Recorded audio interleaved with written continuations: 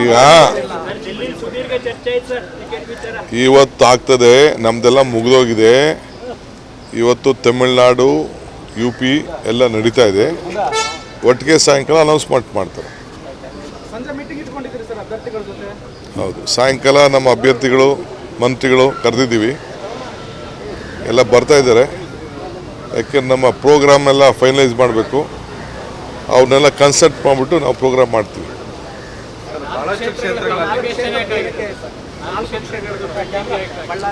ಅದು ಎಲ್ಲ ಆಗಿದೆ. ಈಗ ನಾಳೆ ಒಂದು ರೌಂಡ್ ಎಲ್ಲ ಮಾತಾಡ್ತೀವಿ, ಆಮೇಲೆ ಝೂಮ್ ಮೀಟಿಂಗಲ್ಲೇ ಪಾರ್ಟಿಸಿಪೇಟ್ ಮಾಡ್ತೀವಿ.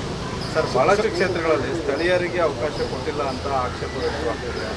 ನೋಡಪ್ಪ, ಕಾಂಗ್ರೆಸ್ ಪಾರ್ಟಿ ಬಹುಶಃ ನನ್ನ 40 ವರ್ಷದ ಇತಿಹಾಸದಲ್ಲಿ ಇಷ್ಟು ಹೊಸ ಮುಖ, ಯುವ ಮುಖ, ಹೆಣ್ಮಕ್ಳಿಗೆ, ವಿದ್ಯಾವಂತರಿಗೆ, ಪ್ರಜ್ಞಾವಂತರಿಗೆ ನಾವು ಯಾವಾಗಲೂ ಆಲೋಚನೆ ಮಾಡಿಲ್ಲ.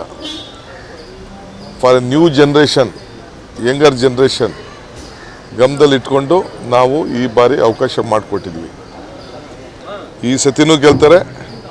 ಮುಂದಕ್ಕೆ ಕಾಂಗ್ರೆಸ್ ಪಕ್ಷಕ್ಕೆ ಇಡೀ ದೇಶದಲ್ಲಿ ಒಂದು ದೊಡ್ಡ ಪಿಲ್ಲರ್ಸ್ ಆಗಿ ಅವರೆಲ್ಲ ಬೆಳೀತಾರೆ.